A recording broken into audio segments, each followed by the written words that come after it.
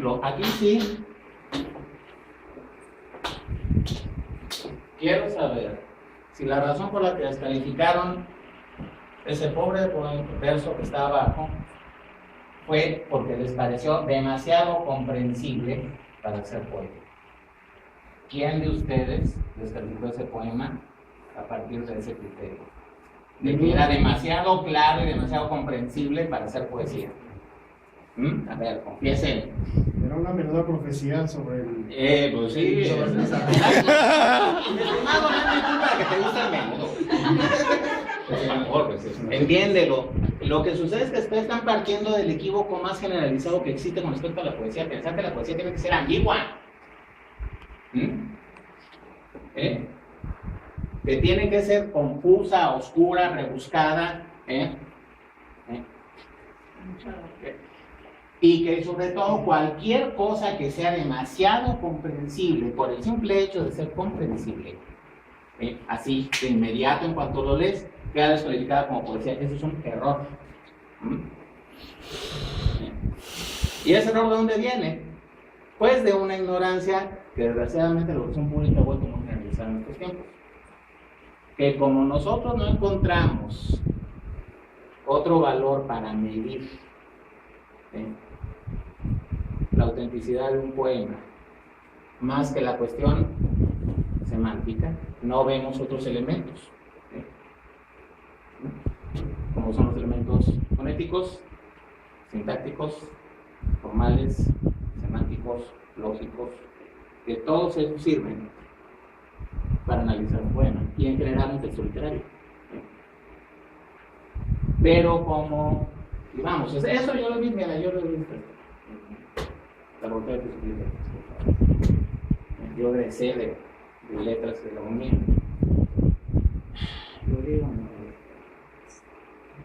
no sé lo voy a decir. 1990.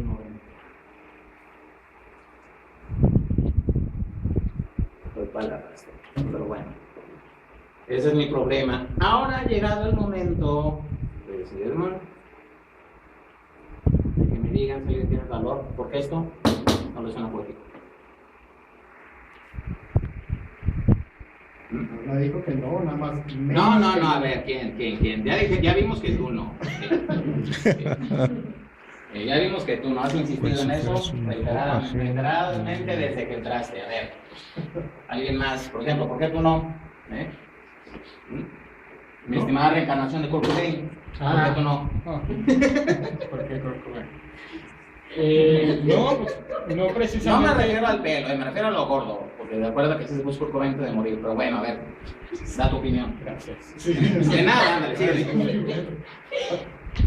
La pregunta era ¿cuál les parecía más poético? Entonces ese no precisamente no me parece poético, sí encuentro poesía ahí. Todavía la menuda profecía se me hace misteriosa. Es decir, incomprensible. Pues bueno, me pone algo ahí como... Mi estimado, espero que eso no sea tu gusto en mujeres porque estás perdido. Bien, ¿entienden qué es en general a lo que ustedes se resisten? Y eso, unos lo han dicho de un modo, otros lo han dicho de otro, pero todos lo han dado a entender. De que si un poema no es ambiguo, hermético, como lo acabas de admitir, confuso, digo, dijiste misterioso, pero es lo mismo. O sea, simplemente que se vaya oscurito y que tú no veas si la mujer le está haciendo un amor, lo dicen porque todo está oscurito, es cacariza o visca. Está bien, es tu manera de tratar el misterio, perfecto. No vas a sacar no. Es un hombre exigente, lo comprendo. Pero entiendan esto, o sea, eso es un error. Lo que sucede es que como todos los demás elementos que sirven para ubicar lo que es realmente un texto poético se han olvidado, o muy pocas gente lo dominan actualmente, o tienen las suficientes herramientas de base como para poder hacer esa distinción, todos se van por lo más fácil, que es, si no lo entiendo, o si es un poco confuso, entonces debe ser poético. No. Y yo la verdad sí voy a insistir porque creo que... Está bien, mi estimado. No voy a hacer que agarres toda tu obra poética y la quemes en un boiler solamente porque se parece a esto. No, ya lo hice. No, bueno, está... El mundo está salvo. Bueno, puedes hacer eso o publicarlo en Conaculta. Es lo mismo. Pasa exactamente igual. No pasa nada. Nadie lo lee. Entiéndanlo. O sea, pero bueno, mira, vamos a darte chance. Ya que eres tan enjundioso y tan aguerrido y en el fondo tan mula, vamos a darte la oportunidad de que defiendas tu punto. Adelante. No, ahora ya no. A ver, no falla. No falla. Que a lo mejor lo que quiere decir el último, o sea, no nos llega ahorita en experiencia. Experiencia. Ajá, o sea, entendemos que puede... Oye, ¿a poco tú nunca has posado tu cabeza en un muy buen par de chiches? No me digas que no tienes esa experiencia. Misteriosas. Pues, perdóname, pero todo lo que sea más allá de copa B es misterioso. Pero para eso tenés que haberte acostado con Sabrina. A ti no te pregunto, no te falta. Entiendan, o sea, está hablando de una experiencia humana esencial. La ternura, recostar. Y esto no necesariamente tiene que ser erótico. O sea, recostarse sobre el pecho amado. El hecho mismo. El hecho mismo. Ajá, exactamente, mi estimado Reinaldo. Es el hecho, el que es poético. Por lo tanto, a las palabras solamente necesitan ser totalmente nítidas y transparentes. Es decir, precisas. Porque esto no me digas que tú has visto muchas menudas profecías en las bardas. ¿Esa es tu experiencia cotidiana? Hay una exposición ahorita en una exposición, mi estimado. Yo estoy hablando de salir a la calle. Hay unas fotos que son de nubes y abajo está el dibujo de la nube. ¿Te das cuenta? A mí me llegó por ese lado, completamente. Volvemos a lo mismo, o sea, pero tú no estás partiendo tanto de lo que te dice de esa realidad poética, como menciona Reinaldo, sino de una serie de sugerencias más o menos vagas que te hace la ambigüedad de la expresión de ese verso. Pero entiéndanlo. Y además uno ya tiene, sobre todo la gente que tiene cierta cultura literaria, ya sabe más o menos cómo caer en esa clase de mecanismo interpretativo. Volvemos a ese texto que no leyeron de Said y que ahora se lo van a tener que chutar, para que se den cuenta de que las cosas no han cambiado en 50 años. De que es lo mismo, también los alumnos y los maestros alucinaban un montón de estupideces a partir del verso de paz que no tenía nada que ver con el verso de paz. Había desde poemas en prosa, disquisiciones filosóficas, así arrebatos así como que excesivamente lógicos, como decir, bueno, pues yo no conozco al gato de Octavio Paz, así que no sé cómo sea, y por lo tanto no me dicen nada el verso, porque pues, yo no conozco a Paz, ni conozco a su gato, ni sé dónde está chingados está ese puente de la luna. ¿O acaso está en la luna? Pues ni modo de saberlo. Entonces, lo mismito que está pasando aquí, le pasó a Said hace 50 años. En los filetes. Y les aseguro una cosa, si se hubiera ido a cualquier otra facultad, que se hubiera ido a ingeniería, que se hubiera ido a agronomía, que se hubiera ido, no sé, a normal, y hubiera puesto el verso de paz o este verso, lo linchan. O lo convierten en maestro, no sé. El caso es que entienden cuál es el problema de que en realidad, y ahí estoy de acuerdo con Said, y vuelvo a afirmar lo que él afirmó en su momento, no sabemos leer poesía. Entonces, si no sabemos leer tu poesía, ¿cómo podemos escribir poesía si nuestras nociones de poesía son totalmente erróneas o infundadas o confusas? Entonces, estamos utilizando esa ignorancia, esa confusión o esa ambigüedad como criterio no solo de lectura, sino también de escritura. ¿Qué sucede cuando tenemos que aterrizar y ver realmente cómo funciona en detalle esa mecánica? Que por eso les envié el otro texto que tampoco leyeron, que es donde analizo un poema de Octavio Paz, pero con escrupuloso detalle. Para que vean que no, o sea, que los grandes poetas sí saben lo que están haciendo. No crean que también ellos parten, como ustedes, a la buena de Dios, de nociones infundadas o ambiguas o desinformadas. No, vas a ver perfectamente lo que estaba haciendo. Y la manera de saberlo, como yo lo supe, fue analizando en detalle ese poema. Es un poema que viene en la ladera este. Se titula En los jardines de los Lodi. Es uno de esos poemas que Paz escribió cuando estuvo de embajador en la India, antes de que ocurriera, obviamente, la matanza del 68 y para renunciar a su puesto. Aunque ya sabemos que eso últimamente ha dado una serie de polémicas. Dice que no renunció, que todo fue para Maya, bla, bla, bla, bla, bla. No modo, existe el México Leaks, para ya nadie se sabe. Pero es esto, es decir, ¿qué estoy confirmando? Que no sabemos leer poesía, o que mucha gente que quiere escribir poesía, o que dice que le gusta la poesía, no sabe leer poesía, y por lo tanto tampoco sabe escribir poesía. ¿Por qué? Porque están partiendo de nociones erróneas, confusas, desinformadas. Y aquí está la prueba. Y ahora, para terminar un poco con este show, bueno, no para terminar con esta parte del show.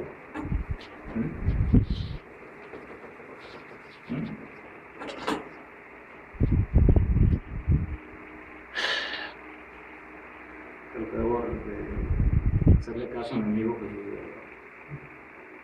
me dice, Sergio, déjale eso a los cómicos de stand-by, no tienes por qué hacerlo. Pero en fin, aquí me tienen, Oscar. Bueno, mira, ¿quién es el autor del primer verso? Que obviamente, como ya he utilizado este verso como ejemplo antes, en algunos casos lo único que logré es que muchas personas que estaban en mis talleres fueran a buscarlo y se convirtieron en los mejores amigos del autor de este verso. Algunos todavía son protegidos de él.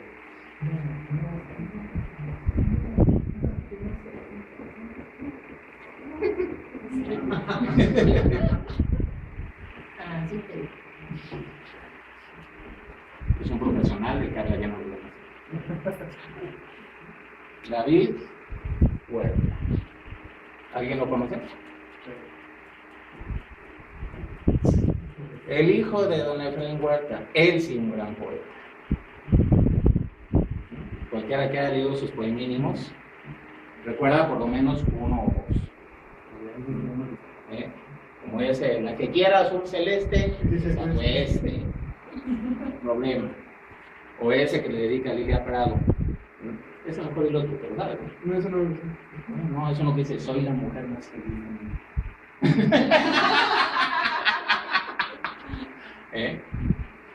O uno que se llama hermafrodisiaco. Dice, hombres no me faltan, mujeres no me sobran, estoy completo. Ese es el gran Efraín Huerta. Y claro, están sus poemas más largos. El Loreto, La muchacha Eve, que es un bellísimo poema de amor. El Tajín, que es uno de los grandes, como por ejemplo La Lenta, de los grandes poemas dedicados al pasado hispánico. Interesantes como este experimento, aunque el de José Carlos es un poco desigual, pero bueno. Este señor, ¿saben cuándo fue la primera vez que yo analicé este poema? Estaba echándome unos tequilas, una época que voy a tomar, con Ricardo Yáñez, y estábamos en el departamento de despedacé su verso enfrente de sus narices.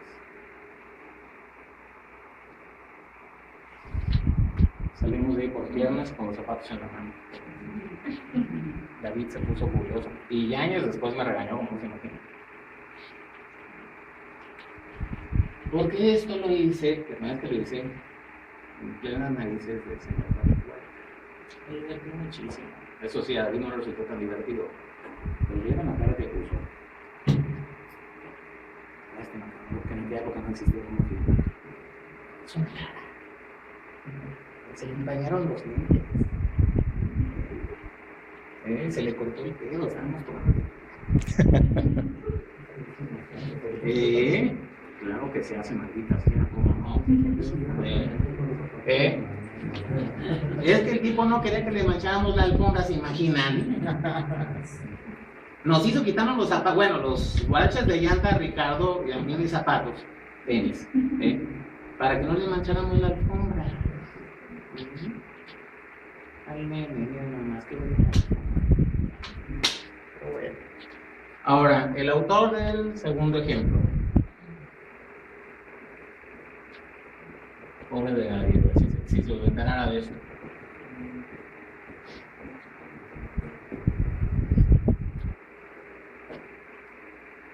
Imagínense, si hubiera puesto esto al principio, le hubieran puesto todos sus votos. Pero como no dije quién era, miren cómo le fue al pobrecito. No, pues este primero David. Y tú caíste en la trampa, ¿verdad? Pero ya sabía por dónde iba.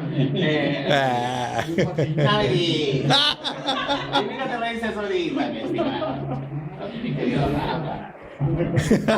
Te saco la Carajo. Miren. Lástima que no se metió en política,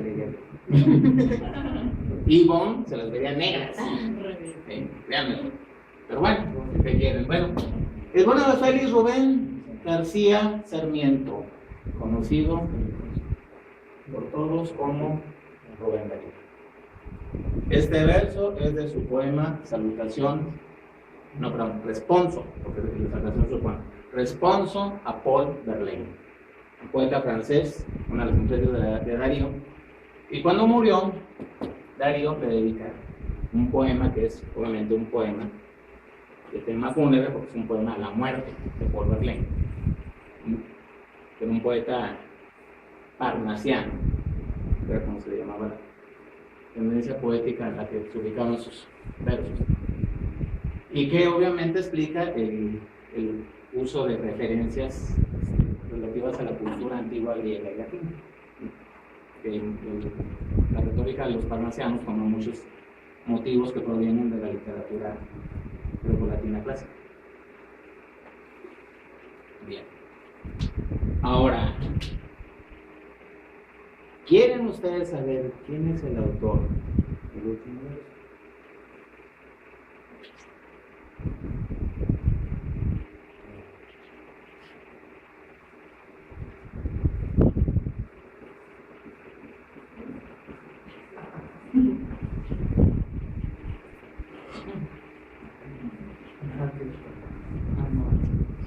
No, en aquella época no existían los computadores, estamos hablando de los siglos XI, XII en España.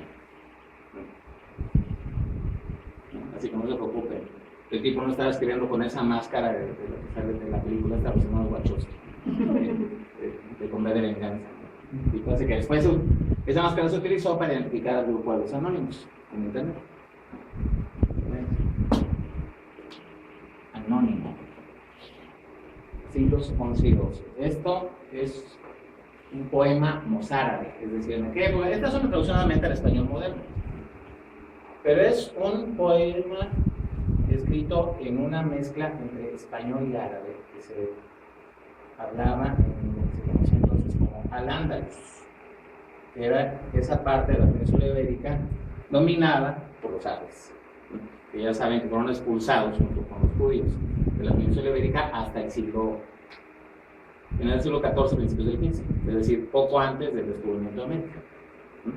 Pero acuérdense que los árabes estuvieron 7 siglos en la península ibérica y obviamente su cultura y su literatura arraigaron bastante ahí, y hay ejemplos de lo que sobrevive, obviamente no sobrevive mucho, pero lo que sobrevive están unas llamadas jarchas mozárabes, que eran unos antiguos poemas de amor escritos en parte en árabe y en parte en esa mezcla de español, hebreo y árabe llamada mozárabe, que es lo que ahora pues, es una verdad se conoce como Andalucía. Pero lo más interesante es que que me parece el mejor de los 3 versos, es decir, no sabemos quién lo escribió. En cambio, no hay nadie que no conozca a Rubén Darío, o bueno, por lo menos aquí en México, a Darío Huerta.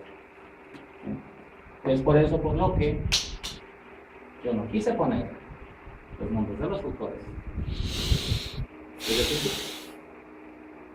Porque quería que ustedes leyeran obra, no nombres, no currículums, no imágenes. Una cosa que, por ejemplo, me gusta mucho de Gabriel Said es que Gabriel Said, durante muchos años, por muchos, solo hasta muy recientemente lo permitió, no permitía que se publicaran fotos de él en la prensa, con los libros.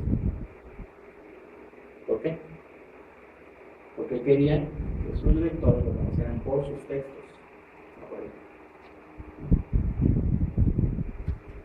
Y también por eso, creo que también hasta muy recientemente el tipo comenzó a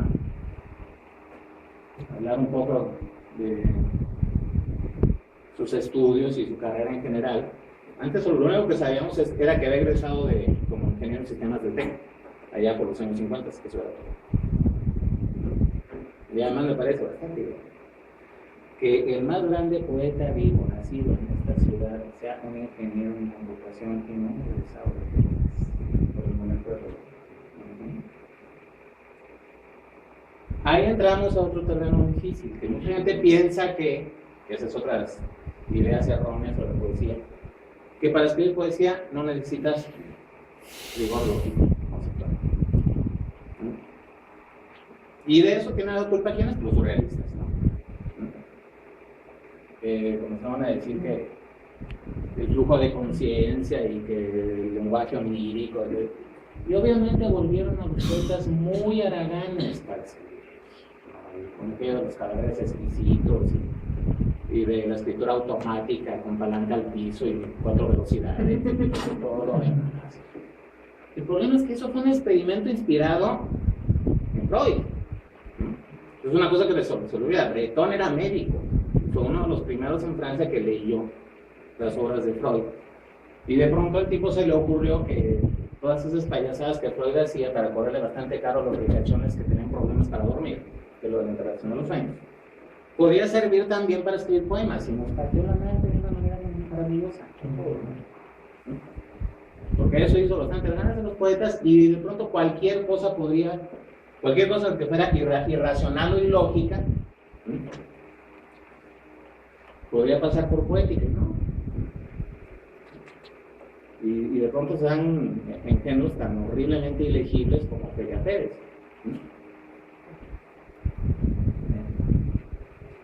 Que día nada más recuerdo un verso, pero ese verso se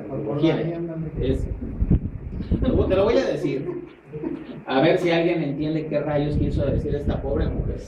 Con sagrario es un rayo de tequila. Que eso si hablamos en términos de surrealistas, eso sí es la absoluta falta de lógica. Pues sí, ese verso parece haber sido escrito por alguien que le aplicaron la creadora peor que al perro aguayo, Junior. O sea, de veras, ahí a la persona que escribió eso le pulverizaron el cerebro. Entonces, ¿cómo lo debió de haber escrito?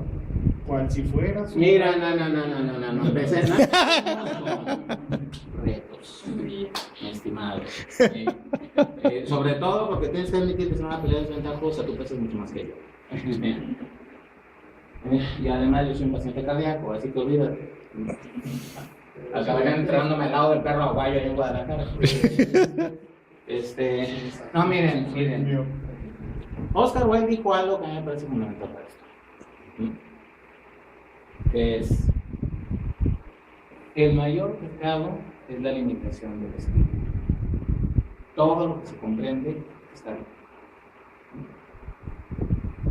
Ahora, el problema es que gracias a los surrealistas y obviamente a los discípulos de los surrealistas y al hecho de que obviamente los haraganes, que no les gusta corregir ni pulir los poemas ni aprender cosas básicas de perspectiva literaria, utilizan todo esto de pretexto para hacer pasar cualquier bodrio verbal por poesía.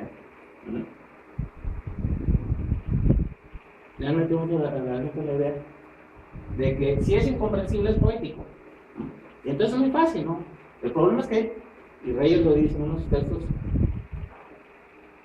que es presente donde viene la cita que puse al final, Se dice, bueno, es que eso de escribir poemas para que no te entienda nadie, anula, para empezar, una cosa que es fundamental en las palabras, que es comunicación. Porque aquí entramos en una contradicción gigantesca. Si escribes para que no te entienda nadie, o para que te medio entiendan o te medio adivinen, lo poco que das a entender, entonces ¿dónde está la comunicación? Yo digo, si no hay comunicación en lo que estás escribiendo, la pregunta que cae, pero por su propio peso, es ¿para qué publicas? Si no te vas a comunicar con nadie, si no tienes el afán de comunicar nada con tus poemas, si todo lo que quieres es apantallar o confundir, entonces ¿para qué publicas? En realidad no estás diciéndole nada a nadie. Porque dice Rey, o sea, todos los artificios de la expresión literaria y poética obedecen a la intencionalidad, es decir, al hecho de que tú tienes la intención de comunicar algo con lo que estás escribiendo. Si no hay intencionalidad, entonces, ¿para qué escribes? Si no vas a comunicar nada, ¿para qué publicas? Ya deja de tomarte los dedos con el nerviosismo, ya sé que te estás cuestionando muy severamente todo lo que estoy diciendo. Pero deja ese troneo para cuando comas cacahuates. Ahora, ¿entienden cuál es el verdadero problema? Miren, yo he sido crítico por más de 30 años. Y he leído muchísimos libros de poesía, buenos, malos y pésimos. He llegado a la conclusión de que el 99.99% de lo que se publica, ya sea en la prensa, en revistas o en libros, parte de una enorme cantidad de equívocos y de malas lecturas de buena poesía. Y del estar confiando en que, bueno, me medio entenderán, pero por lo menos navegaré con bandera de poeta, ¿no? Si no te entienden, te estás navegando con bandera de tonto. Si no estás comunicando nada o no quieres comunicar nada, estás perdiendo tu tiempo y estás haciéndole perder el tiempo a los demás. Y además estás desperdiciando recursos muy valiosos, porque obviamente imprimir un libro o editarlo o que te lo editen instituciones implica un enorme gasto de presupuesto. Para libros que nadie va a leer, porque ni el autor mismo tiene intención de comunicarle nada a nadie. ¿Qué tal tiene? Si no quieres decir nada, claro, nítido, si no hay una intención deliberada, concreta, consciente, de decir algo en verso o en prosa, aunque aquí estamos hablando del verso, que además ni siquiera hay distinciones claras entre lo que es verso y prosa. Muchos piensan que poner las líneas cortadas en lugar de corridas debe ser versos. No, el verso tiene sus reglas, sus leyes, su disciplina. No cualquier línea cortada es verso. Hay toda una serie de reglas, y está la perspectiva literaria dándolas. Porque muchos piensan que la poesía son las imágenes, los conceptos. No. Volvemos a lo mismo, son 4 niveles. Nivel fonético, es decir, sonidos. Cuando Darío, para volver con Darío, escribe, era un aire suave de pausados giros. No solamente nos está informando sobre un aire suave, está reproduciéndolo con el ritmo del verso. Era un aire suave de pausados giros. Es decir, para eso sirve el ritmo, la musicalidad del verso, y para eso el verso es verso. No solamente estás informando sobre una realidad, estás reproduciéndola con efectos verbales. Otro ejemplo también de Darío. Ya viene el cortejo, ya se oyen los clavos, clarines, las patas. ¿Qué está haciendo Darío en este poema, el de la Marcha Triunfal? Está reproduciendo con el ritmo el redoble del tambor de una marcha, en una parada militar. Ya viene el cortejo, ya viene el cortejo, ya se oyen los clavos. O sea, todos esos recursos, que para eso necesitas saber métrica de versificación y dominar la métrica de versificación. O cuando San Juan de la Cruz dice, y déjenme muriendo un no sé qué que quedan balbuciendo. ¿Qué está haciendo en ese verso? No solamente nos está dando el balbuceo, está reproduciéndolo con el verso, fonéticamente. Un no sé qué que quedan balbuciendo. O sea, la métrica no es de gratis, el ritmo no es de gratis. Esos recursos no están nada más ahí para fastidiarlos. O por ejemplo cuando Gorostiza dice espesa lama de silencio lame, ¿qué está haciendo? Reproduciendo, no solamente informándote del hecho de lamer, sino que al pronunciar el verso tú estás lamiendo también de algún modo.